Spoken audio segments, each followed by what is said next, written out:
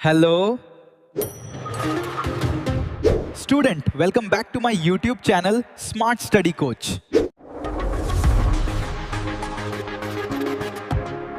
तो हम लोग समझेंगे विद्युत चालन तथा ओम के नियम के बारे में। ठीक है, यहाँ विद्युत के बारे में बताया जाएगा। ठीक है, और ये बताया कि विद्युत का चालन यानी कि विद्युत जो चलता है, ठीक है, या गति करता है, ठीक, वो किस तरीके से कार्य करता है, या विद्युत धारा जो होती है वो किस तरीके से मतलब कार्य करती है। कब वो सीधी रेखा में चलती है, कब वो सरल रेखा में चलती है, ठीक है, किन किन तरीकों से चलती है, सब चीजों को हम लोग क्या करेंगे, समझेंगे। इसमें ये भी जानेंगे कि क्या विद्युत के मतलब कि विद्युत धारा होती है, विद्युत धारा होती है, क्या इसमें आकर्षण प्रतिकर्षण यानी कि गुरुत्वाकर्षण का नियम लगता है कि नहीं लगता, क्या गुरुत्वाकर्षण की तरफ मतलब एक तरीके से आकर्षण का व्यवहार करती है या प्रतिकर्षण का व्यवहार करती है। ठीक है, इन सभी चीजों के बारे में हम लोग क्या करेंगे, इसको मतलब एक एक स्टेप बाय स्टेप, ठीक है, क्या करेंगे, इसको समझने का प्रयास करेंगे। तो जिसमें आपका सबसे पहला हेडिंग है और सबसे पहली जो व्यवस्था है वो है आपकी विद्युत धारा। ठीक है, क्या है, विद्युत धारा। नया चैप्टर है आपका, चैप्टर नंबर 5 है। ठीक है, ध्यान रखिएगा, इसमें आप ओम के नियम को ही पढ़ेंगे जो कि आपने हाई स्कूल में ओम के नियम को पढ़ा होगा। ठीक, और यूनिट है सेकंड जिसको बताया गया है धारा विद्युत। ठीक है, और जिसका पहला टॉपिक है विद्युत धारा। ठीक है, इसी को हम लोग को क्या करना है, समझना है, समझेंगे कैसे कार्य करता है, किस तरीके की व्यवस्था है। ठीक, यहाँ बताया जाता है कि जब आवेशों का प्रवाह होता है, यानी कि आवेश यानी इलेक्ट्रॉन को बताया जा रहा है, जब बहुत सारे इलेक्ट्रॉन एक तरीके से क्या करते हैं, गति करते हैं, यानी कि वायर में या कहीं ना कहीं तरीके से आने जाने का कार्य करते हैं। ठीक है, तो यहाँ यही बताया कि आवेशों के प्रवाह को ही हम क्या कहते हैं, विद्युत धारा कहते हैं। ठीक है, और ये विद्युत धारा किस तरीके से मतलब किस तरीके से इसके आवेश जो हैं वो प्रवाहित होते हैं। ठीक है, इन सभी चीजों को हम लोग क्या करेंगे, समझेंगे कि अगर अलग अलग प्रक्रिया के माध्यम से अलग अलग तरीके से प्रवाह होते हैं तो इनमें किस तरीके से अलग अलग तरीके से प्रभाव पड़ता है। अब हम लोग क्या करेंगे, इसको और आगे समझेंगे। देखिए, अब इसकी हम गति के बारे में जानेंगे। ठीक है, देखिए बताया जाता है कि किसी, अब इसमें सबसे पहली चीज आपको जो दिया गया है अनुप्रस्थ काट। ठीक है, ये कई बार आपको समस्या का कारण बन चुका है। ठीक है, ये हमने देखा है, तो पहले इसके बारे में भी कुछ समझेंगे। अब इसी तरीके से इसका क्षेत्रफल भी होता है और इनका जो संबंध भी होता है वो भी सब देख लो, क्या होता है, R equal to rho L upon, ये हमने लिखा है, आपको इस वक्त भी लिखा दे रहे हैं कि आपको बताया जा रहा है विद्युत धारा के बारे में। ठीक, क्या है विद्युत धारा, आवेशों के प्रवाह को ही क्या कहते हैं, विद्युत धारा कहते हैं। जहां आवेशों का प्रवाह होगा, आवेशों का प्रवाह यानी कि इलेक्ट्रॉन का यानी कि धारा का प्रवाह होगा। जहां कहीं भी आप लोग देखेंगे कि धारा बह रही है, अब ये ध्यान रखिएगा, ये वो धारा नहीं कि जो पानी की धारा बह रही हो। ठीक है, किसकी धारा बह रही हो, इलेक्ट्रॉनों की धारा, और वो भी इलेक्ट्रॉनों की धारा जब बह रही हो तो उसमें कुछ आवेश होगा। ठीक है, इसमें इलेक्ट्रॉनों का आवेश क्या होता है,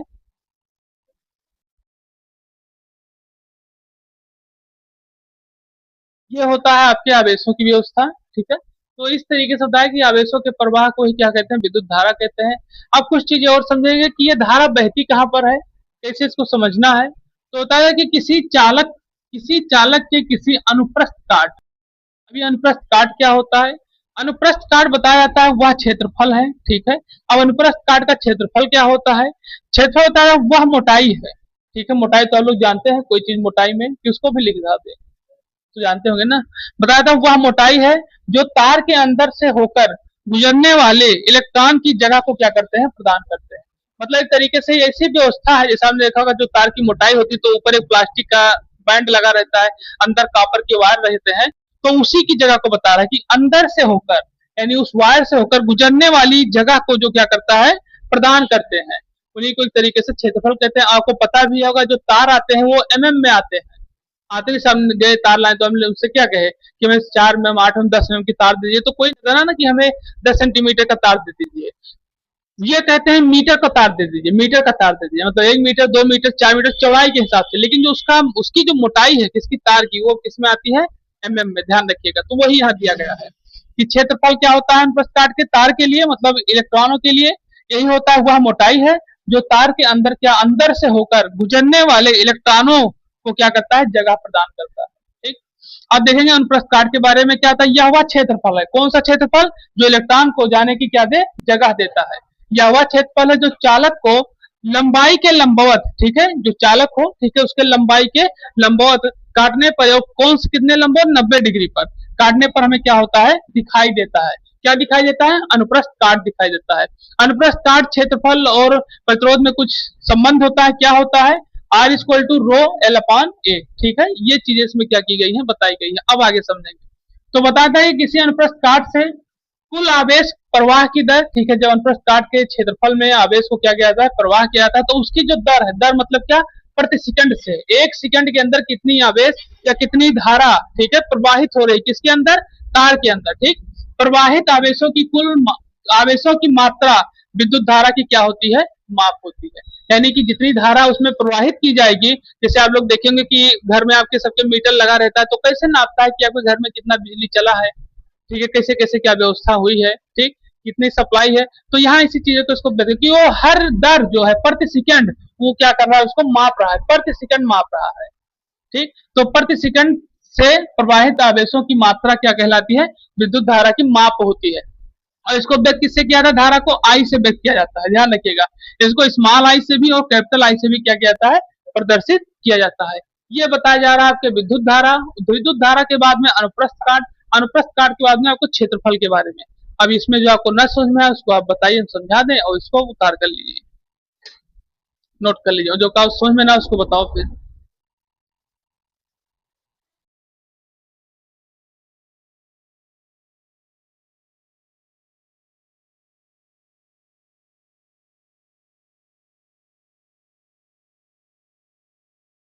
तो यहाँ तक हम लोग क्या हो चुके हैं, समझ चुके हैं। अब हम लोग आगे समझेंगे विद्युत धारा के ही बारे में अभी, ठीक है, कि यदि किसी चालक में, ठीक, अब यहाँ हम लोग समझेंगे बताया क्या जा रहा है। यदि किसी चालक में, ठीक है, कोई चालक तार है, में किसी बिंदु से, कोई बिंदु दिया गया है, मान लीजिए ए है, से 30 सेकंड में क्यू आवेश, ठीक है, 30 सेकंड में क्यू आवेश प्रवाहित हो रहा है, ठीक है, तो उसकी विद्युत धारा, तो उसकी क्या होगी, विद्युत धारा यानी आई इक्वल टू क्या हो जाएगा, यहाँ पे आपका समय दिया गया है, ठीक है, और साथ साथ क्या दिया गया, आवेश दिया गया है, तो धारा निकालने के लिए क्यू अपान टी का यहाँ प्रयोग करेंगे, ठीक है। और इसी को आप लोगों ने हाई स्कूल में Q equal to N E equal to I T के रूप में पढ़ा होगा। यहाँ पर यन आपका क्या है,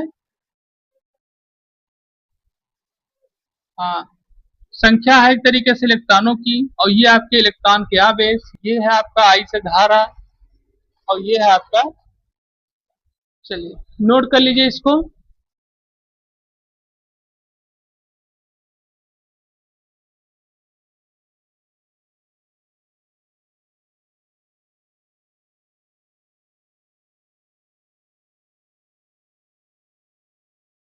चलिए, तो यहाँ पर हम लोग समझे विद्युत धारा के बारे में, ठीक है, विद्युत धारा के मतलब क्या, उसकी फार्मूले को जाने, ठीक है, जिसमें आपने धारा, आवेश और समय के बारे में समझा। ठीक, अब आगे हम लोग फिर समझेंगे कि धारा कौन सी राशि है, उसका मात्रक क्या होता है, ठीक है, इन सभी चीजों के बारे में फिर आगे समझेंगे कि अगर धारा में आई को, मतलब क्यू को, एक समय को एक प्रति सेकंड के रूप में व्यक्त किया जाए तो क्या हमें प्राप्त होगा, इन सब चीजों के बारे में क्या करेंगे, आगे समझेंगे। चलिए देखते हैं।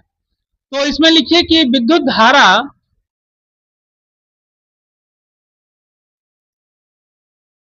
ठीक, अदिश राशि है, ठीक है। अब आप लोग इंटर फर्स्ट ईयर में और हाई स्कूल में और नाइन्थ में भी सदिश सदिश राशियां पढ़े होंगे, ठीक है, तो इसको तो बताने की जरूरत नहीं है कि दिश राशि क्या है, सदिश राशि क्या है।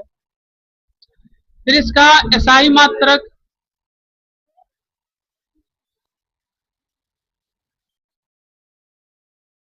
ठीक, क्या होता है, एम्पियर होता है। और आपको पता भी है ये किससे, ए से व्यक्त किया जाता है, ध्यान रखिएगा इस तरीके से।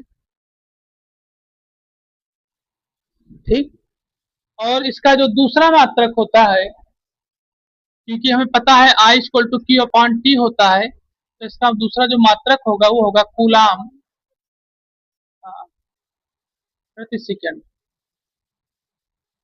ठीक, ये इसका दूसरा मात्रक है, ध्यान रखिएगा। तो अब आप इसको लोड कर लीजिए, फिर हम लोग थोड़ा इसमें परिवर्तन करके कुछ चीजों को समझ। तो यहाँ क्या बताया जाता है, यहाँ ये बताया जा रहा है कि अगर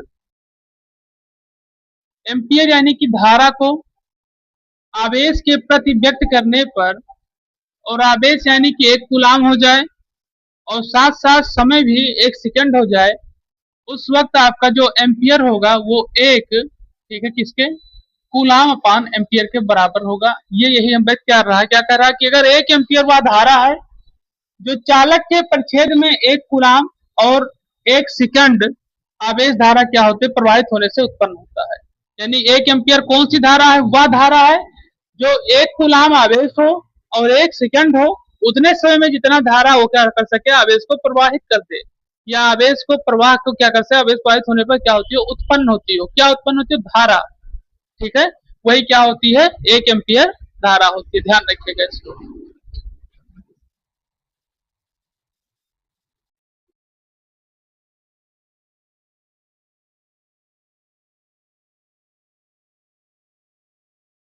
चलो देखें, तो अभी तक हमने जैसे देखा कि यहाँ फार्मूले का प्रयोग करते हुए, ठीक, आई बराबर क्या प्रयोग किए थे, टी क्यू अपॉन टी के लिए। ठीक, तो यहाँ पे हमने आपको बताया कि अगर आवेश जो हो 1 हो, ठीक है, और आपका जो वो हो धारा, ठीक है, धारा जो वो समय जो हो वो सेकंड में हो, ठीक, तो अब उसको हम लोग अलग तरीके से क्या करेंगे, परिवर्तित करेंगे, देखते हैं क्या उसकी मतलब एक तरीके से उसका क्या वैल्यू आएगा, उसको हम लोग समझेंगे। ठीक, तो यहाँ अगर बताया था कि अगर 1 इलेक्ट्रॉन हो, ठीक है, जो कि आवेश के बारे में बताया जा रहा है, और हमें पता है 1 इलेक्ट्रॉन पे आवेश कितना होता है, जो कितना होता है 1.67 × 10⁻19 कूलाम के रूप में। ठीक, ये आपको बताया गया है।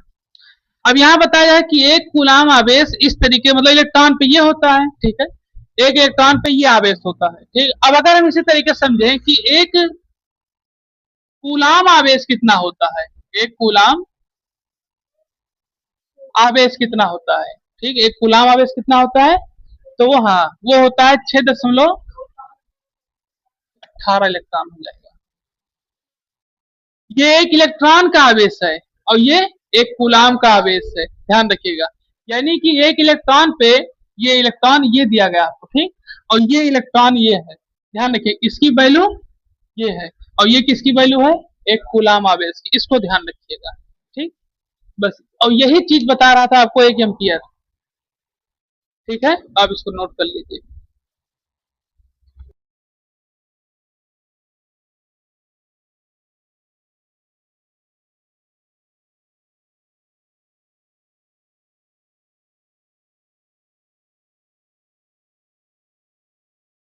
तो आज हम लोग समझेंगे धारा की दिशा के बारे में, ठीक है, और हम लोग ऐसी धारा की दिशा के बारे में पढ़ेंगे जो एक तरीके से पारंपरिक चीजों को बताया जाता है, जो जैसे कि शुरू शुरू में धारा की दिशा को किस तरीके से व्यक्त किया गया था उसके बारे में क्या किया जाएगा हम लोग समझेंगे। तो पहले हम लोग पारंपरिक तरीके से धारा की दिशा के बारे में समझेंगे, फिर उसके बाद हम लोग ये समझेंगे कि आज आधुनिक तरीके से किस तरीके से धारा की दिशा को व्यक्त किया जाता है। ठीक है, तो चलिए पहले इसको हम लोग समझते हैं, फिर उसके बाद और आगे समझेंगे इसको।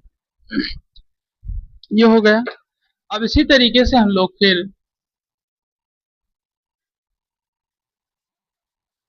पारंपरिक तरीके से इसको समझेंगे। देखिए, लिखिए, धनात्मक आवेश,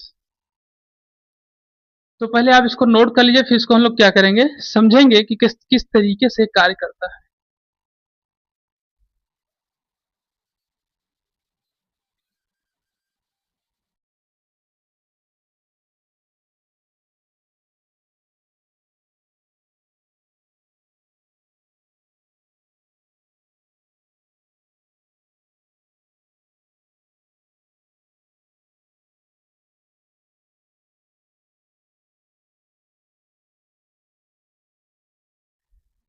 देखिए, यहाँ बताया क्या जा रहा है, इसका हम लोग समझेंगे। ठीक है, बताया जा रहा है कि धारा की दिशा यदि प्रवाहित होने वाला आवेश धनात्मक होता है, ठीक है, यानी ये बताया कि जिस तरीके से या जिस दिशा में धारा को प्रवाहित किया जाता है, ठीक है, किसी भी दिशा में, जैसे मान लीजिए कि हम ये कहें कि ये एक्स और ये एक वाई है, ठीक है, ये दो बिंदु दिए गए हैं जिसमें हम कहें कि इसमें क्या है, तरीके से धारा प्रवाहित की जा रही है। तो इसमें बताया जाए पारंपरिक तरीके से, मतलब अभी के तरीके से, ठीक है, धारा की दिशा को व्यक्त किया जाता है कि जब ये धारा एक तरीके से इस तरीके से मान लीजिए प्रवाहित हो रही है, तो बताया जाता है कि जब आवेश जो होगा वो धनात्मक होगा जब धारा प्रवाहित होगी। लेकिन फिर कह रहा है कि तो धारा की दिशा आवेश को प्रवाहित होने की दिशा में होगी। ये भी ध्यान रखिएगा। क्या बताया जा रहा है फिर आगे कि जो धारा की दिशा होगी, ठीक है, वो आवेश को प्रवाहित यानी कि तरीके से प्रवाहित करने की क्या होगी, दिशा में होगी, जो उसको क्या कर सके, तरीके से प्रवाहित कर सके, यानी कि प्रवाह उसका कर सके, ठीक है। इस तरीके से क्या कहता है, बताया जाता है। फिर आगे क्या बताया उसको हम लोग समझें कि अगर पारंपरिक तरीके से धारा की व्यवस्था है, जैसे देखिए जो कि पहले बताई जाती थी, पहले के जो वैज्ञानिक थे वो इस चीज को बताते हैं, क्या बताए थे कि धनात्मक आवेश की दिशा संगत होती है। ध्यान रखिएगा, क्या बताया जा रहा है, संगत होती है। संगत मतलब एक तरीके से मिलकर रहती है, ठीक। तो बताया जाए कि धनात्मक आवेश की दिशा संगत होती है, जो उच्च विभव धनात्मक की ओर, जो उच्च विभव धनात्मक से होकर निम्न विभव ऋणात्मक की ओर क्या होती है, और होती है, यानी कि ऋणात्मक की तरफ क्या होती है, तरीके से प्रवाहित होती है या प्रवाह होता है, ठीक है, जैसे कि यहाँ बताया गया है, ठीक। लेकिन ये भी ध्यान दीजिए, इसको बताया गया है जो कि ये उच्च विभव से, ठीक है, यानी कि जो आपका धनात्मक होगा वो एक तरीके से किसमें होगा, उच्च विभव में होगा, ठीक। और ये किधर की तरफ प्रवाहित होगी, निम्न विभव यानी कि ऋणात्मक की ओर क्या होगी, ये प्रवाहित होगी। ये चीज में क्या किया था, बताया था। ये धारा की दिशा को व्यक्त करता है, ठीक। ये बताया था धारा की दिशा को कि धारा किस दिशा में प्रवाहित होना शुरू करेंगे, ठीक। ये चीजें इसमें क्या की गई है, बताई गई है। इसमें कुछ चीजें और बताई जाती हैं, ठीक है। अब इसमें एक चीज हम लोग और समझेंगे, क्या समझेंगे कि ये उच्च विभव से निम्न विभव की ओर, मतलब यहाँ बताया गया है कि उच्च विभव आपका किस तरीके से, धनात्मक की ओर, ठीक, और निम्न विभव यानी कि ऋणात्मक की ओर।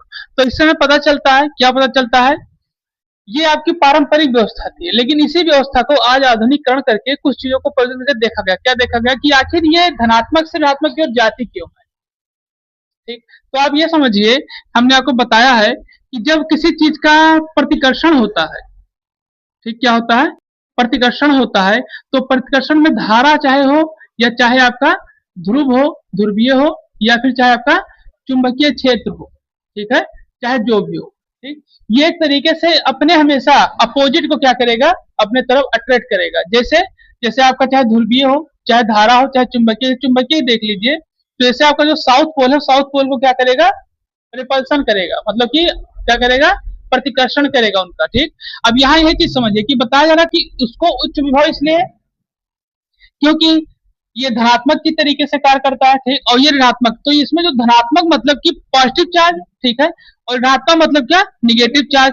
तो पॉजिटिव चार्ज निम्न विभव, ये आपका उच्च विभव से निम्न विभव की ओर इसलिए जा रहा है क्योंकि निगेटिव है, तो ये प्लस में, ये माइनस में है, ठीक है। अगर ये भी प्लस में होता तो बराबर होता, ऐसे कि नहीं। तो अब ये चीजें पारंपरिक तरीके से, मतलब पुराने वैज्ञानिक ने इसी चीज को सोचा होगा कि आखिर ये धारा किस तरीके से आगे बढ़ती है। तो अब धारा आगे इसी तरीके से बढ़ती है जो पहले लोग सोचते थे कि ये पॉजिटिव चार्ज है और ये आगे निगेटिव चार्ज है। तो पॉजिटिव चार्ज के जितने पार्टिकल हैं, जितने इलेक्ट्रॉन हैं, ये आगे बढ़ने के लिए इनको क्या करते हैं, इलेक्ट्रॉन को इलेक्ट्रॉन के माध्यम से धक्का देते हैं। क्या देते हैं, धक्का देते हैं। और जब धक्का देते हैं तो जो आगे पार्टिकल हैं, जो आगे इलेक्ट्रॉन हो, जाके मतलब एक तरीके से निगेटिव चार्ज को क्या करते हैं, अपनी तरफ आकर्षण करते हैं। अब आप समझिए वो कैसे, ये समझिए, जो इलेक्ट्रॉन होता है, ठीक है, इसमें कुछ आवेश होते हैं, ठीक है, कितना आवेश होता है, -19 कूलाम के रूप में। और इसमें यह भी बताया जाता है कि जब ये धारा की दिशा में चलेंगे आगे तो ये अपने आवेश को नहीं खोएंगे। इसमें ही बताया था कि अपने आवेश को नहीं खोएंगे। जब पीछे से कोई चीज आएगी, जैसे समझिए आप मान लीजिए कि आप रेलवे पे खड़े हैं टिकट लेने के लिए, ठीक, और बड़ी लंबी लाइन लगी हुई है, ठीक। तो अगर आप अकेले होते वहां पर, तो आपको पीछे से धक्का लगने की कोई संभावना ही नहीं है। लेकिन जब पीछे लंबी लाइन लगी है तो पीछे से आपको धक्का जरूर लगेगा। तो जब धक्का लगेगा तो पीछे की जो भीड़ है उनके पास भी ऊर्जा है, ठीक है, ऊर्जा समझ इसको आवेश के बारे में, ठीक। तो जब वो आवेश अपना ट्रांसफर करेंगे, यानी धक्का देंगे, तो उनके कुछ आवेश यानी कुछ ऊर्जा आपके ऊपर लगेगी, ठीक। तो हो सकता है अगर आप पतले दुबले तो और आप पतले दुबले हो जाए तो उसमें चिपक जाएंगे तरीके से, है ना। उसी प्रक्रिया के माध्यम से जब ये आवेश अपना इधर ट्रांसफर करते हैं, किसके लिए, आप जैसे टिकट के लिए परेशान है, उसी तरीके से ये माइनस चार्ज के लिए परेशान है कि आखिर ये नई चीज है क्या, ये इसके लिए परेशान है कि नई चीज है क्या, क्योंकि माइनस चार्ज हमारे पास तो प्लस चार्ज है, ठीक। तो अब यहाँ पर ये आवेश क्या करते हैं, इसको ट्रांसफर, लेकिन ये अपना आवेश नहीं खोते। ऐसा नहीं है कि मतलब आप अपने पैसे का किसी दूसरे के लिए टिकट ले लेंगे, अपने लिए तो लेंगे, ठीक। और अगर आप बहुत भीड़ भी लगे, कोई कहेगा कि हमारा भी टिकट ले, तो भी आप नहीं लेंगे, या आप तुरंत कहेंगे कि आप लाइन में आओ, ऐसे कि नहीं, और लेने भी लेंगे तो भी बवाल है। तो इसी तरीके से इसको समझिए कि जब ये इलेक्ट्रॉन जो है यहाँ पर, या जो ये इलेक्ट्रॉन है, ये अपने आवेश को कभी नहीं खोएगा। ये जब इससे धक्का दे तो इस पर एनर्जी आएगी, और उसी एनर्जी के माध्यम से क्या किया जाएगा, ये आगे की एनर्जी को ट्रांसफर करेगा। तो जो सबसे आगे होगा वो एनर्जी इस पर ट्रांसफर करेगा। तो आवेश तो इसका नहीं जाएगा, लेकिन जो पीछे से आवेश आया उसके माध्यम से क्या करेगा, अपनी तरफ आकर्षित करेगा। ये पारंपरिक तरीका इसमें बताया जाता है, ठीक। और यही व्यवस्था को आज आगे बढ़ाते हुए हम लोग यहाँ पहुंच चुके हैं, ठीक। और इससे हमें पता चलता है कि धारा जब बहती है, ठीक है, तो ये अगर धनात्मक है, यानी कि कोई निम्न विभव है, आपने इसीलिए हमने आपने जो चैप्टर पढ़ा इससे पहले, एक चैप्टर पढ़ा, इसका नाम है संधारित्र, ठीक है। संधारित्र में आपने पढ़ा है कि एक विभव मतलब एक संधारित्र दूसरे संधारित्र पर तब तक धारा को आवेशित करता है जब तक क्या हो जाए, आपस में बराबर ना हो जाए, ठीक है। इसीलिए हर चैप्टर के बाद दूसरा चैप्टर इसी तरीके से जोड़ा भी जाता है, ठीक। तो ये चीजें यहाँ पे क्या की जाती हैं, बताई जाती हैं। ये है आपकी क्या, धारा की दिशा के बारे में। अब आपको कुछ और इसमें पूछना हो तो भी बताइए। यह विद्युत धारा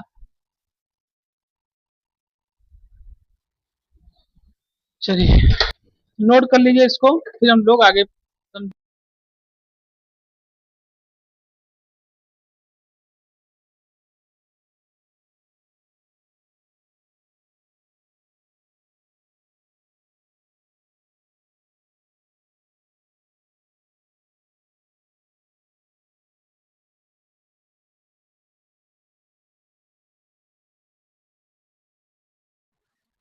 तो इसमें बताया जाता है आपको,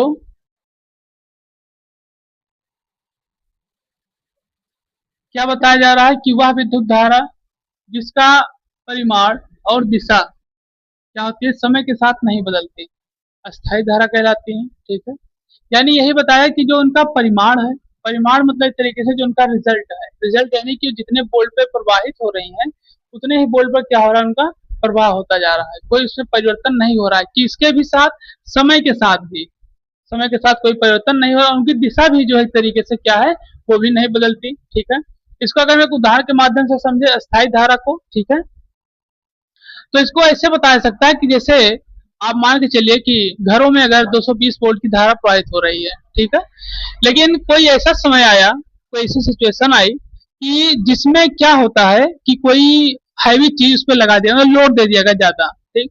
तो आप देखेंगे जब लोड में होता है तो सभी की जो व्यवस्था, मतलब एक तरीके से अगल बगल की भी जो व्यवस्था है, मतलब आपके घर की, आपके घर के बगल की, किसी भी की भी अगर कहीं पर लोड ज्यादा पड़े तो आपके घर की भी लाइट में प्रभाव पड़ता है, होता है, ऐसा नहीं होता। तो यहाँ ये बताया कि अगर ऐसी कोई व्यवस्था भी हो रही तो भी इसके परिमाण और दिशा में समय के साथ कोई परिवर्तन नहीं होता, ठीक। वो क्या होता है, अस्थायी धारा होती है। और साथ ही साथ बताया था यह विद्युत धारा जिसका परिमाण और दिशा दोनों बदल जाती है, लेकिन किसके अनुसार, समय के साथ, वो क्या होता है एक तरीके से परिवर्ती धारा। तो ये एक तरीके से होना नामुमकिन है, ठीक है, लेकिन अब दिया गया तो इसको मैं जानना, हो सकता है कहीं पर इसका प्रयोग ऐसा होता होगा, ठीक है। ऐसा प्रयोग आप लोग अगर देखा जाए तो विभव तो परिवर्तित होता है, ठीक है, लेकिन स्थिति में परिवर्तन नहीं होता, जैसे आपका श्रेणी क्रम। चलो देखो, तो यहाँ सबसे पहले आपको बताया क्या जा रहा है कि वह विद्युत धारा जिसका परिमाण और दिशा क्या होती है, एक तरीके से समय के साथ परिवर्तित होती रहती है, ठीक है।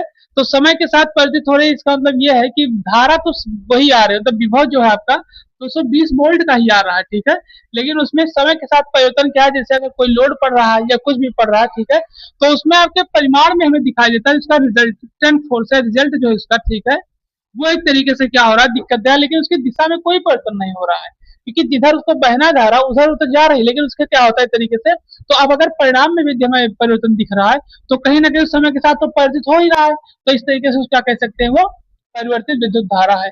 अब इसका एक फार्मूला दिया गया, ये फार्मूला आपका यहीं से लिया गया, I equal to Q upon T का, ठीक है, जो भी अजीत बताएंगे ये किसका फार्मूला है? धारा का फार्मूला, ठीक। तो यहाँ आप देख सकते हैं कि D upon D Q upon D T के रूप में इसको क्या किया गया, व्यक्त किया गया है।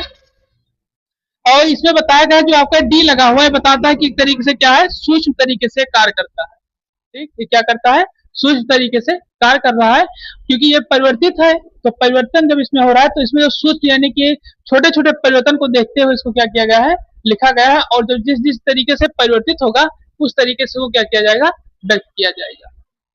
ठीक, ये बताया गया आपको परिवर्तित धारा में और ये बताया गया आपको स्थायी धारा में। अब आपको इसमें इसको आप लिख लीजिए और जो आपको समझ में ना उसको आप बताइए, बता देते हैं।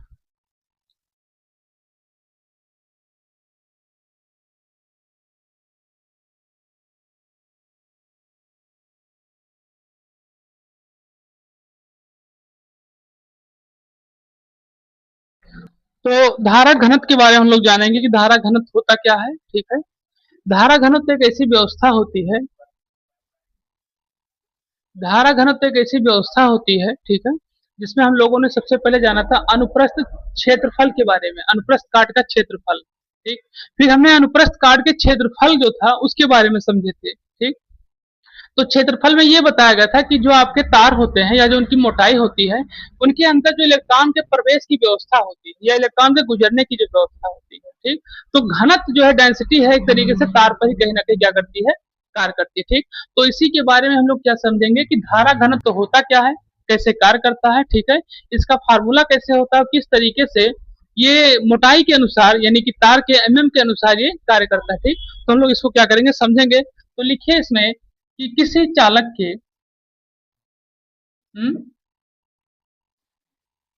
धारा घनत्व कहते हैं। और फिर उसके बाद इसमें बताया क्या जाता है कि यह जो है एक सदिश राशि है, सदिश राशि है।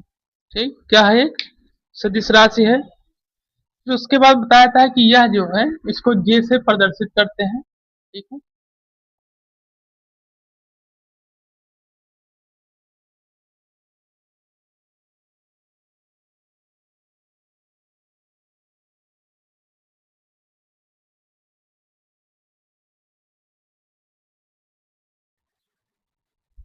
हाँ, तो यहाँ बताया जाता है कि किसी चालक के प्रति एकांक, ठीक है, प्रति एकांक की बात की जा रही है, यानी कि प्रति एकांक एक हर एक सेकंड के बारे में। ठीक है, प्रति एकांक और साथ साथ अनुप्रस्थ परिच्छेद का क्षेत्रफल भी दिया गया है। अनुप्रस्थ परिच्छेद का क्षेत्रफल एक तरीके से आप लोग जानते हैं कि जो अनुप्रस्थ है वो बताएगा कि हम लंबवत कार्य करेंगे। ठीक है, और जो उसका क्षेत्रफल है वो ये बता रहा है कि कितनी ज्यादा मोटाई या कितने ज्यादा एमएम में वो तार है। ठीक है, जिसमें क्या होता है, इलेक्ट्रॉनों का प्रवाह हो रहा है। ठीक है, से अभिलंबवत, ठीक है, अभिलंबवत गुजरने वाली, ठीक है, अभिलंबवत धारा को क्या कहा जाता है, धारा घनत्व कहा जाता है। ठीक है, ये बताया जा रहा है कि अभिलंबोत जब धारा कोई गुजरेगी। ठीक है, अभिलंबोत अभी हमने आपको बताया था यहाँ पर उस दिन भी कि अनुप्रस्थ काट का जो अभिलंबोत एक तरीके से 90 डिग्री पे क्या करता है, कार्य करता है। गुजरने वाली धारा को क्या कहा जाता है, धारा घनत्व कहते हैं।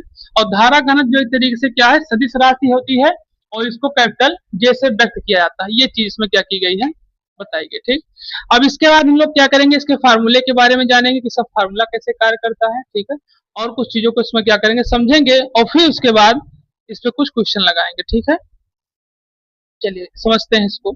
चलिए लिखिए, इसको बनाइए थोड़ा बहुत इसमें।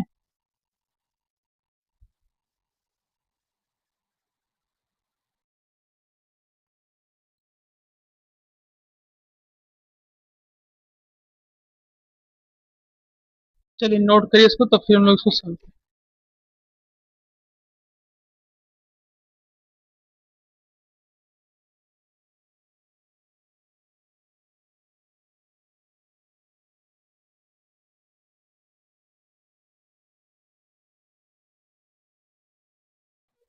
चलिए, तो इसको हम समझेंगे। यहाँ दिया गया है, धारा घनत्व के बारे में बताया जा रहा है। ठीक है, और यहाँ आपके दो ग्राफ दिए गए हैं, दो चित्र दिए गए हैं। ठीक है, इसमें कुछ चीजें आपको दी गई हैं, उसी के अनुसार इसको क्या करेंगे, समझेंगे। जैसे पहले दिया गया अनुप्रस्थ परिच्छेद। ठीक है, अनुप्रस्थ परिच्छेद जो कि आपको क्या करता है, एक तरीके से एरिया को व्यक्त कर रहा है ऐसे। ठीक है, और ये इसका क्षेत्रफल के रूप में दिया गया है, जो यहाँ बताया जा रहा है। आप ग्राफ में देख सकते हैं ये जो धारा है बह रही है, ठीक उसी के अनुसार इसको क्या किया गया है, प्रतिबिंबित किया गया है।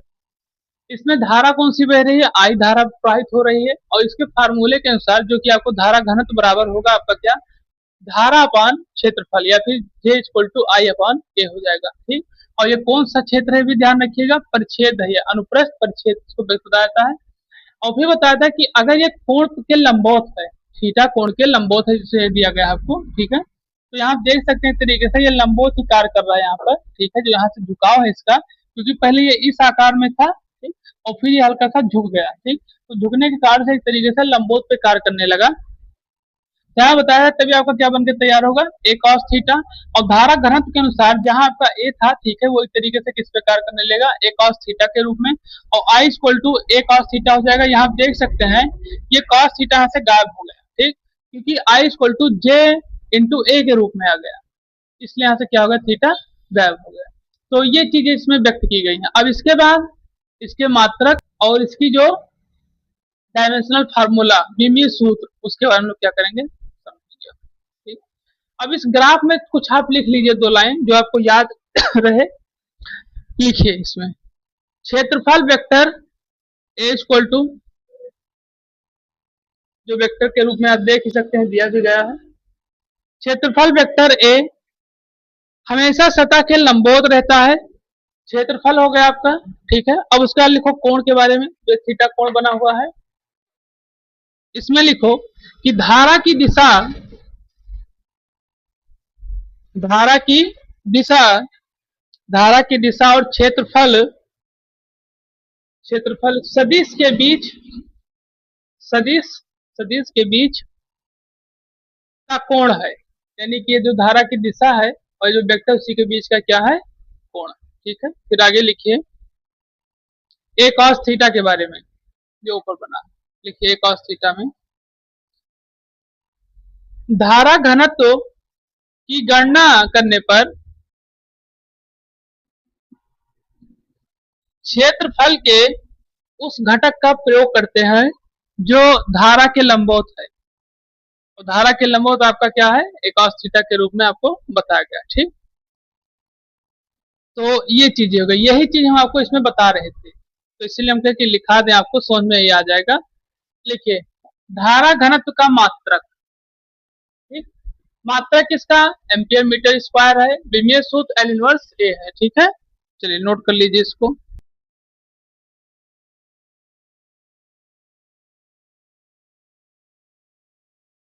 क्या होता है कि लिखिए आवेशित कणों,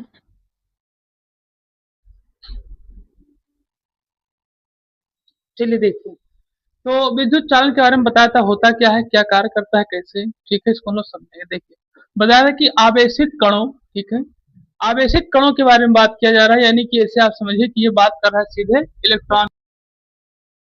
आवेशित कणों का एक स्थान से दूसरे स्थान पे स्थानांतरण, ठीक है, एक स्थान से दूसरे स्थान पे क्या बता रहा है, स्थानांतरण। यानी कि आप मान लीजिए कि एक इलेक्ट्रॉन A पर है, ठीक है, वो चलकर पहुंच गया है B पर, ठीक। तो एक स्थान से दूसरे स्थान के स्थानांतरण को ही क्या कहा जाता है, विद्युत चालन कहलाता है, ठीक है। उसी को विद्युत चालन कहते भी हैं। ये प्रक्रिया इसमें क्या की जाती है, बताई जाती है, ठीक है।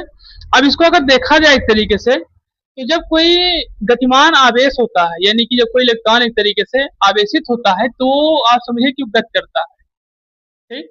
और इसको गति करने के लिए एक कहीं ना कहीं वाहक की जरूरत पड़ती है। किसकी आवश्यकता पड़ती है, वाहक की आवश्यकता पड़ती है। वाहक मतलब कैसे आप समझिए, पार्थ जिसे कहा जाता है। तो यहाँ सबसे पहली चीज बताया जाता है, क्या बताया जा रहा है कि वाहक के रूप में यहाँ पे कार्य करता है, ठीक है, वाहक के रूप में। यानी कि जब इलेक्ट्रॉन जो है, अगर वो चलेगा तो किसी में चलने के लिए उसको व्यवस्था तो चाहिए, किसमें इलेक्ट्रॉन दौड़ेगा, ये भी जरूरी है। तो इसमें सबसे पहली चीज अगर आप देखे होंगे, आपको एक चैप्टर पढ़ाया गया, जो आपको चैप्टर में पढ़ाया, उसमें आपको पढ़ाया गया था विद्युत अपघट्य, केमिस्ट्री में आपको अगर ध्यान होगा तो, ठीक, क्या पढ़ाया गया था, विद्युत अपघट्य। अब विद्युत अपघट्य में आपको क्या बताया गया था कि जो एक तरीके से जलीय विलयन होते हैं, ठीक है, उसमें क्या होते हैं, अपने आयनों का आदान प्रदान करते हैं। तो आखिर आदान प्रदान तभी होगा जब एक तरीके से वो आयन तैयार होगा, तो एक तरीके से जलीय विलयन तैयार होगा। तो जलीय विलयन क्या है, तरीके से वाहक है, ठीक है, जलीय विलयन क्या है, तरीके से वाहक है, और वही क्या करता है, विद्युत चालन में मदद करता है। किसकी मदद करता है, मदद करता है आवेशित कणों को एक स्थान से दूसरे स्थान में जाने के लिए। समझा कि नहीं यार, जैसे हम ये कहते हैं कि ये लिखा है HCl, ठीक, ये लिखा है HCl। अब हम ये कह रहे हैं HCl लिखा है इसमें, अब हम ये कहते हैं कि HCl क्या इलेक्ट्रॉनों का आदान प्रदान कर रहा है, बताइए, कर रहा है ये, और अगर हम ये कहें कि ये हाइड्रोजन लिखा है, ये क्लोरीन लिखा है, क्या इलेक्ट्रॉनों का आदान प्रदान कर रहा है? तो यहाँ अगर देखा जाए एक तरीके से, तो हाइड्रोजन और जो क्लोरीन दिया गया है, ये आयनों का आदान प्रदान नहीं कर रहा है। क्यों? क्योंकि यहाँ पे हाइड्रोजन अभी अलग तत्व है और क्लोरीन अलग तत्व है। अब देखिए, जैसे यहाँ HCl बनता है हाइड्रोक्लोरिक एसिड, तैसे ये क्या कर रहा है, हाइड्रोजन को और क्लोरीन को वाहक मानते हुए, ठीक है, अपने आयनों को क्या कर रहा है, ट्रांसफर कर रहा है। और कौन से आयनों को? जो एक तरीके से आवेशित, कौन से इलेक्ट्रॉन जो एक तरीके से आवेशित है। तो बस ऐसे समझिए कि जब आवेशित कणों का एक स्थान से दूसरे स्थान पर स्थानांतरण होता है, तो ये विद्युत चालन की प्रक्रिया होगी। और ये आपके वायर में भी, तारों में भी यही व्यवस्था होती है। ठीक है, कल परसों में हमने आपको बताया था वो इलेक्ट्रॉन के धक्कों के बारे में। ठीक है, कि इलेक्ट्रॉन किस तरीके से आगे बढ़ते हैं, निगेटिव पारंपरिक धारा जो आपको पढ़ा रहे थे, तभी कल ही भी बताया है। कोई घर पे पढ़े तो नहीं हो उसको? क्या कार्य करते हैं तरीके से, ये स्थानांतरण तो कार्य करेंगे, लेकिन वो बिना वाहक के कार्य नहीं करेंगे। जैसे अभी आप ही सोचिए इस चीज को, अभी आपको कहीं चलना है, ठीक है, तो आपके वाहक का कार्य कौन करेगा? आपके पैर करेंगे। ठीक है, चल तो आपके शरीर रही है जहां को जहां तहां जाए, लेकिन वो चलेगा कौन? आपका पैर चलेगा। अगर आप साइकिल से हैं तो भी पैर चलेगा, मोटरसाइकिल है तो आपका वाहक का कार्य एक तरीके से मोटरसाइकिल कर रहा है, लेकिन उसमें भी चलाने के लिए आपके हाथ पैर लग रहे हैं। ठीक, तो इस तरीके से उसको बता, अब आगे फिर समझेंगे। अभी कुछ दिन पहले आपको ध्यान होगा, हमने एक जनित्र पढ़ाया था। ठीक है, क्या नाम था उस जनित्र का? तो हमने एक जनित्र पढ़ाया था, उस जनित्र में आपने देखा था,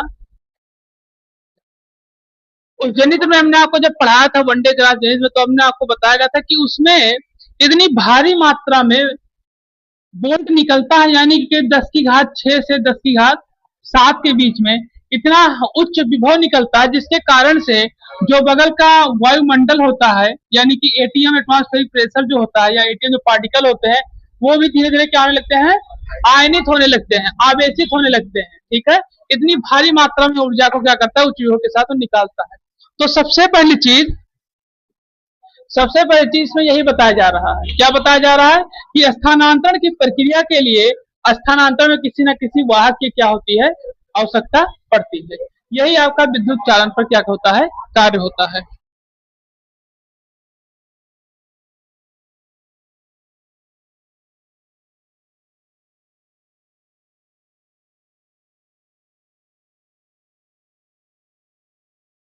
सर्जन नहीं, विद्युत विसर्जन लिखो।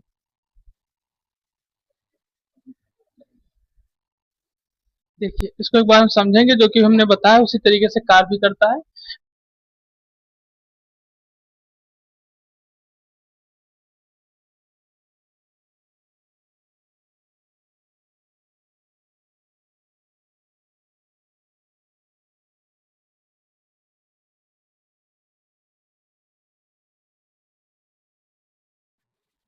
चलिए शुरू करें। तो आप बताया कि सभी गैसें जो होती हैं, विद्युत की क्या होती हैं, कुचालक होती हैं। सभी गैसें विद्युत की कुचालक होती हैं। ठीक, लेकिन परंतु दाब जब कम हो और उच्च विभवांतर हो, जैसे कि आपका वनडे ग्राफ जनित, ठीक है, तो यहाँ यही बताया जा रहा है कि जब कम दाब पर हो, दाब क्या हो, कम हो, और उच्च विभवांतर हो, ठीक है, जैसे आपका वनडे ग्राफ जनित, ठीक, तो उसमें क्या होता है, उसमें लगने जब उससे बल लगता है, यानी उच्च विभवांतर से जब बल लगता है, तो उसमें क्या होता है, विद्युत चालन में जो इलेक्ट्रॉन होते हैं वो भी क्या हो जाते हैं, तरीके से आवेशित होने लगते हैं। उस वक्त जैसे आप समझिए कि ये उच्च विभवांतर कितना हो, करीब मान के चलिए 10 की घात 5 से 10 की घात 7 तक, इतना उच्च विभव हो। जब इतना उच्च विभव होता है, तो हमारे अगल बगल के जो पार्टिकल भी हैं, वो भी क्या होने लगेंगे, तरीके से आयनित होने लगेंगे, और उनके अंदर भी विद्युत की हमें चीजें दिखाई देने लगेगी। यही चीजें आपको विद्युत विसर्जन बताता है। ठीक, ये चीजें क्या बताते हैं, विद्युत विसर्जन। और बाकी सभी गैसें तरीके से क्या होती हैं, विद्युत की कुचालक होती है, ध्यान रखिएगा।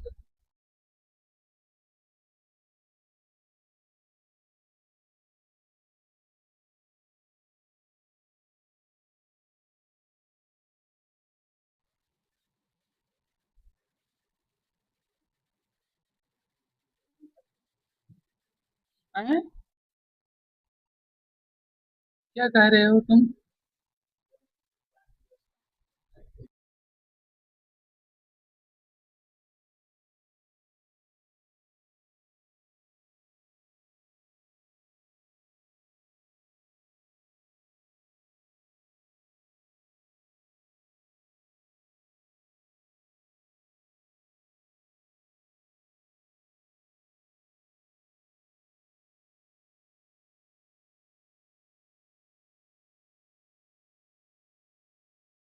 यहाँ बताया था आपको अनुगमन वेग के बारे में कि अनुगमन वेग होता क्या है, ठीक है।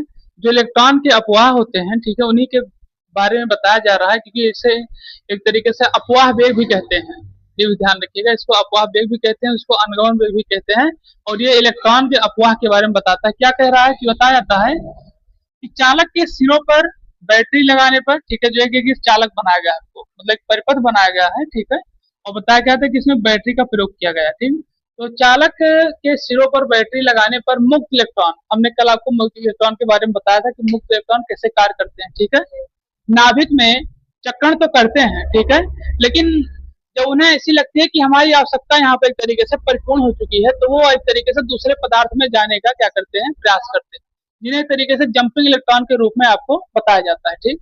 तो यहाँ बताया गया कि मुक्त इलेक्ट्रॉन जिस सूक्ष्म औसत वेग से विद्युत क्षेत्र के प्रवाह में उच्च विभव, ठीक है, ध्यान रखिएगा, यहाँ औसत वेग और साथ साथ बताया जा रहा है उच्च विभव के सिरों की ओर बढ़ते हैं, उसे क्या कहता है, अनुगमन वेग कहते हैं, ठीक है। और उसे व्यक्त किससे करते हैं, इसको व्यक्त करते हैं बीडी से। किससे व्यक्त करते हैं, बीडी से व्यक्त करते हैं। समझिए इसको, देखिए बताया था मुक्त इलेक्ट्रॉन जिस सूक्ष्म औसत से, सूक्ष्म औसत मतलब ये बताया जा रहा है कि जो इसका एवरेज है, एक तरीके से एवरेज वेलोसिटी जो होती है, जिसको आपको इंटर फर्स्ट ईयर में पढ़ाया गया होगा, ठीक है, औसत वेग जिसको बताया जाता है, ठीक है।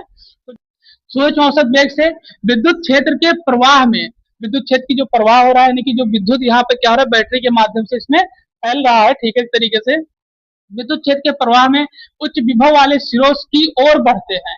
जो सूक्ष्म औसत वेग, एक तरीके से सूक्ष्म औसत वेग के साथ में और क्या करते हैं, विद्युत क्षेत्र के उच्च विभव की सिरों के ओर की क्या करते हैं, लोग बढ़ते हैं, ठीक। उसे क्या कहते हैं, अनुगमन वेग बताया जाता है। अब इसको हम लोग इसके माध्यम से समझेंगे। देखिए, जैसे मान लीजिए ये आपको एक टर्मिनल दिया गया है, ठीक, ये आपका यहाँ पे बैटरी लगी हुई है जिसपे प्लस और माइनस चार्ज है, ये प्लस चार्ज है, माइनस चार्ज, यहाँ से धारा को प्रवाहित किया जा रहा है, यानी कि प्लस से होते हुए धारा प्रवाहित हो रही है, ठीक। अब आप देख सकते हैं कि जब धारा प्रवाहित किया जा रहा है यहाँ पर, तो आप देख रहे हैं जो माइनस का सिरा है, जो अनुगमन वेग है, वो एक तरीके से इधर चल रहा है, और प्लस क्या कर रहा है, इधर की तरफ जा रहा है, और फिर आगे चल के धारा इधर माइनस के रूप में आ जाती है। अब आप इसको समझिएगा किस तरीके, देखिए हमने बताया था जब आप अभी कोई सेल लेकर आइए, मान लीजिए कि 1.5 वोल्ट की कोई आप सेल लेकर आए हैं, ठीक है, 1.5 वोल्ट का सेल लेकर आए। अब 1.5 वोल्ट का सेल आप चाहे रिमोट में लगाएं, चाहे घड़ी में लगाएं, चाहे जिसमें लगाएंगे, ठीक। तो जब आप घड़ी का, जैसे घड़ी में लगाया, घड़ी चलना शुरू हुई, तो यहाँ प्लस के तरीके से, प्लस धारा से यहाँ से धारा प्रवाहित होना शुरू हो जाएगा। ये आपका घड़ी है, क्या है ये, घड़ी है। तो ये कुछ मात्रा में चलने के लिए उस सेल से ऊर्जा लेगा, क्या करेगा, कुछ सेल से ऊर्जा लेगा, और जब उससे ऊर्जा ले लेगा तो वो अब जैसे प्लस में चला है, और जब उससे ऊर्जा जब लेगा तो वो तो प्लस में होगा नहीं। जैसे जो आपसे कोई चीज, जैसे आपसे कोई पैसा मांग रहा है, तो अगर उसके पास पैसा होता तो उससे पैसा थोड़ी मांगता, उसके पास तो पैसा पहले से, उसी प्रक्रिया के माध्यम से ये प्लस जो चार्ज जा रहा है, तो इसके पास एक तरीके से इसको चलाने की जो व्यवस्था है, उसमें कोई पार्टिकल लगा जो माइनस के तरीके से कार्य करता होगा, कोई ही ऐसा पार्टिकल हो जो उसमें प्लस पे कार्य करता होगा, और जो प्लस पे कार्य करता हो वही धारा यहाँ आकर के वापस लौट के माइनस में समाहित हो जाती है। यानी ये प्रक्रिया होती किस तरीके से है, ये प्रक्रिया होती है सूक्ष्म औसत वेग के अनुसार। कैसे, अगर ये तेजी के साथ होने लगे, तो जो आप 1.5 वोल्ट की बैटरी लगा रहे हो, जैसे आप लगाएं तैसे खत्म हो जाए, मतलब तैसे डिस्चार्ज हो जाएगी, अगर वो बहुत तेजी के साथ गति करेगी। लेकिन यहाँ क्या बताया, औसत सूक्ष्म वेग के साथ ही चल रहा है, यानी कि एक एक इलेक्ट्रॉन इसके धीरे धीरे से निकल रहे हैं और इसको चला रहे हैं घड़ी को, और घड़ी के अंदर जो माइनस की व्यवस्था है, तरीके से माइनस चार्ज को वो प्लस चार्ज से उसको क्या कर रहा है, तरीके से चार्ज कर रहा है और घड़ी को चला रहा है। और फिर जो प्रक्रिया ऐसी भी उसमें कोई है जो कि प्लस प्रक्रिया के अनुसार है, प्लस के अनुसार है, वो प्लस जो उसका बच जा रहा है वो आकर के यहाँ आकर के इसमें माइनस में समाहित हो रहा है, और इसी प्रक्रिया को अनुगमन वेग के रूप में बताया जाता है। किस तरीके से भी देख लो फिर से, सूक्ष्म औसत वेग से विद्युत क्षेत्र के प्रवाह में उच्च विभव के सिरों वाले की ओर बढ़ते हैं, यहाँ जो आपको सिरा दिया गया है, ठीक है, इसकी ओर क्या करते हैं, बढ़ते हैं, और उसी बढ़न को क्या कहते हैं हम लोग, अनुगमन वेग, और इसको बीडी से प्रदर्शित किया जाता है। कुछ है समझ में। अब एक चीज मैं और बताया था, मुक्त पथ, मुक्त पथ जो होता है मुक्त इलेक्ट्रॉनों के लिए होता है। जैसे कल हम लोग मुक्त इलेक्ट्रॉनों के बारे में पढ़े थे, तो यहाँ यही बताया कि मुक्त पथ होता क्या है, बताया जाता है कि किसी मुक्त इलेक्ट्रॉन द्वारा दो क्रमागत, ठीक है, टक्करों के बीच में चली गई दूरियां, ठीक है, उसका मध्य मुक्त पथ कहलाता है। आप समझिए, जैसे मान लीजिए कि कोई एक इलेक्ट्रॉन है, जब कोई मुक्त इलेक्ट्रॉन हो जाता है, तो मुक्त इलेक्ट्रॉन क्या होता है, मुक्त इलेक्ट्रॉन वही होता है जो अपने पदार्थ को छोड़कर दूसरे पदार्थ में जाने का प्रयास करता है, ठीक। तो बताया कि किसी मुक्त इलेक्ट्रॉन द्वारा दो क्रमागत टक्करों के बीच, अब दो क्रमागत टक्कर यानी कि एक टक्कर उधर से एक टक्कर इधर से, क्योंकि वो पहले तो अपने एक तत्व को छोड़ ही रहा है और दूसरे पदार्थ पे यानी दूसरे तत्व पे जाने का प्रयास कर रहा है, तो वहां से छोड़ने का टक्कर और यहाँ पे कूदने का टक्कर। ठीक, तो बताया कि इसी मुक्त इलेक्ट्रॉन द्वारा दो क्रमागत टक्करों के बीच चली गई दूरी ही उसका मध्य मुक्त क्या कहलाता है, पथ कहलाता है। ये मध्य मुक्त पथ ही मुक्त इलेक्ट्रॉनों का पथ होता है, पथ बना हुआ है, ये सिर्फ किसके लिए बना है, मुक्त इलेक्ट्रॉनों के लिए, ये ध्यान रखिएगा। और जो मुक्त इलेक्ट्रॉन होते हैं उसको किससे व्यक्त किया जाता है, लैम्डा से व्यक्त किया जाता है। और इसकी जो कोट होती है क्या होती है, 10⁻⁹ कोट मतलब ये बताता है कि इतनी ही रेंज की दूरी में क्या होते हैं इलेक्ट्रॉन पथ करते हैं, मतलब गमन करते हैं। ठीक, ये चीजें इसमें बताई जाती है। अब आप इसको एक बार देख लीजिए, जो आपको ना समझ में उसको आप बताइए, हम फिर से बताते हैं। एक चीज और ध्यान रखिएगा, इसमें जो अनुगमन वेग दिया गया है इस वेग की कुछ व्यवस्था बताई गई है। क्या बताई गई है, इसकी जो स्पीड होती है 10⁻⁴ मीटर पर सेकंड के रूप में होती है, ध्यान रखिएगा। ठीक,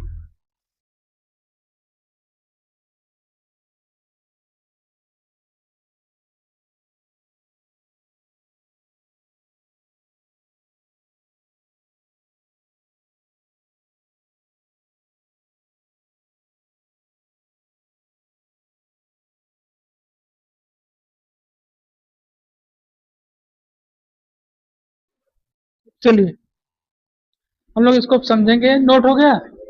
देखिए इसमें बताया क्या जा रहा है शांति काल में कि जब मुक्त इलेक्ट्रॉन, ठीक है, जब मुक्त इलेक्ट्रॉन चालक में गति करते हैं, जो मुक्त इलेक्ट्रॉन जब चालक में गति करते हैं यानी उस वक्त ये गति कर रहा है चालक में जब इलेक्ट्रॉन को क्या किया जाए, एक तरीके से भेजा जा रहा है। ठीक, क्या कर रहा है, मुक्त इलेक्ट्रॉन चालक में गति करते हैं। ठीक, तो वे धातु के धन आयनों से टकराते हैं। देखिए बताया ना अभी कि हमने पूछा, जो उसी के बारे में बताया जा रहा है तरीके से कि धातु के धन आयनों से क्या करते हैं, ये टकराते हैं।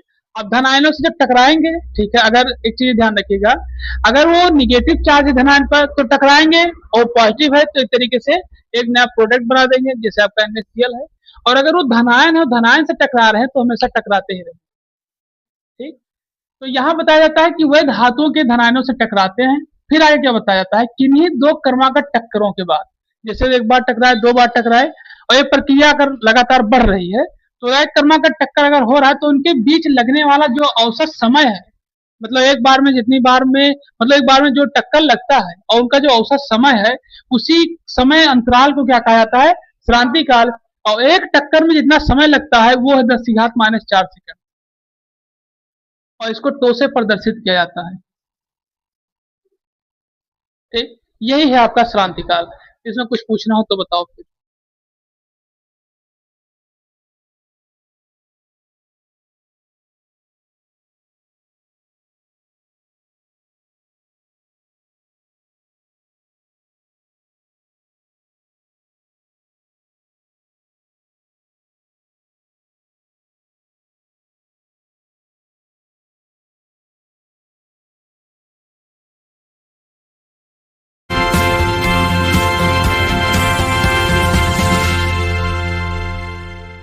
चैनल को लाइक करें, शेयर करें, सब्सक्राइब करें, कमेंट करें और फॉलो करें।